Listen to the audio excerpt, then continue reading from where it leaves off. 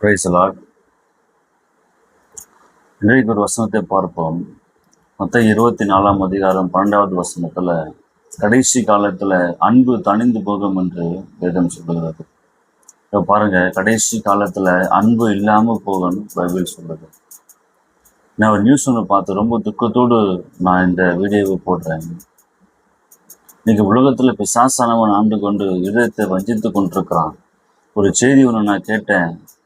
கள்ளக்காதலுக்கு இடையூறா இருக்கிறதுனால 9 வயசு மகளை கொலை செய்த தாய். இதே மாதிரி அநேக நியூஸ்கள் நான் கேள்விப்பட்டேன். இங்க பாருங்களேன், கடைசி காலத்துல பெத்த தாயே தன் மகளை கொலை செய்கிறதான ஒரு சூழ்நிலை. ஒரு தகப்பனே தன் மகளை கொலை செய்கிறதான ஒரு காலம். அதனாலதான் இதை கடைசி காலம் என்று சொல்லுகிறோம்.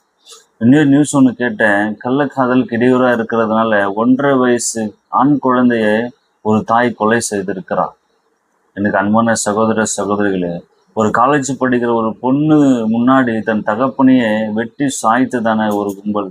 அப்படி நிறைய நியூஸை நம்ம கேட்குறோம். கடைசி காலத்துல அன்பு இல்லாத உலகத்துல நாம் வாழ்ந்து கொண்டிருக்கிறோம். இதை யோசித்து பாருங்களேன். இதை பேசுகிற நானும் ஒரு காலத்துல பாவியா தான் வாழ்ந்துட்டு இருந்தோம். நாங்களாம் நீதிமன்றம்னு சொல்ல விரும்பலை. ஆனா எது பரிசுத்தம் எது பாவம்னு ஆண்டவராகிய இயேசு கிறிஸ்துவை அறிஞ்சதுக்கு அப்புறம்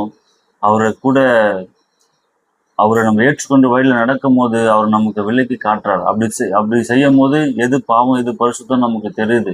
ஆண்டவராகிய இயேசு கிறிஸ்து ஒருவரை தவிர எங்க நீதிமான் யாரும் கிடையாது. அதனால எல்லாரும் பாவிகளாக தான் இருக்கிறோம். அவரை ஏற்றுக்கொண்டு அவர் வழியில நம்ம நடக்கிறோம். பாருங்க, கடைசி காலத்துல எப்படிப்பட்ட சூழ்நிலைகள் நடக்குது. ரொம்ப வருஷத்துக்கு முன்னாடிலாம் இப்படிப்பட்ட சூழ்நிலை நம்ம கேட்கல, நம்ம பார்க்கல. ஆனா இன்றைக்கு அதிகமா டெய்லி நடக்குதுலாம். ஆண்டவராகிய இயேசு கிறிஸ்து வர்ற புகழான்றத நொடிக்கு நொடி அவர் காண்பித்து கொண்டிருக்கிறார். ஏதோ சும்மா நீங்க நினைக்கலாம், யூடியூப் சேனல் ஒன்று கச்சிச்சு சும்மானா இவங்க ஏதோ உட்காந்து பேசிட்டு இருக்கிறாங்க அப்படின்னு கூட நீங்க நினைக்கலாம். யோசித்து பாருங்க, அந்த இயேசு கிறிஸ்து வரப்போகிறார். கடைசி காலத்துல அவர் என்னென்ன சொன்னாரோ அதெல்லாம் துல்லியமாக நடந்து கொண்டிருக்கிறது. யோசித்து பாருங்களேன்.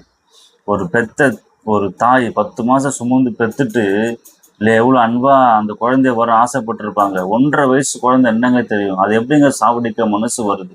9 வயது ஒரு பெண் குழந்தைய கழுத்தை நெரிச்சு சாவடிக்கிறா ஒரு தாயே. எப்படிங்க மனசு வரும்? அவங்களாம் எப்படிப்பட்ட இருதயம் இருக்குதுங்க. பிசாசனவன் இப்படி வஞ்சித்து கொண்டிருக்கிறான். எங்கேயோ நடக்குது, ஏதோ நடக்குது, அங்க நடக்குதுன்னு சொல்லி கிறிஸ்துவர் இன்னைக்கு நம்ம ஒரு நியூஸ் மாதிரி கடந்து போயிடுறோம். அவங்களுக்காக நம்ம நல்லா பாரத்தோடு ஜெபிக்கணும். இப்படிப்பட்ட சூழ்நிலை மாற்றி கொண்டிருக்கிறதுனால ஜெபிக்கணும். பிசாசனவன் இருதயத்தை ரொம்ப வஞ்சித்து கொண்டிருக்கிறான். தேவைப்பட்டால் தெரிந்து கொள்ளப்பட்டவர்களை வஞ்சிப்பேன்னு சொல்லி பைபிள் சொல்லுது. அதனால கடைசி காலத்துல இருக்கிறோம்.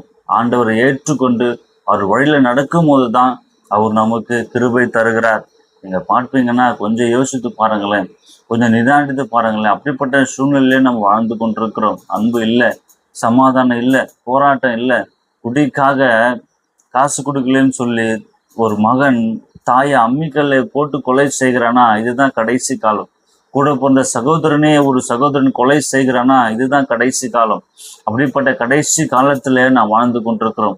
இப்போ அதை யோசித்து ஆண்டவர் வருகிறான்றது அந்த பயத்தோடு நம்ம இருப்போம்.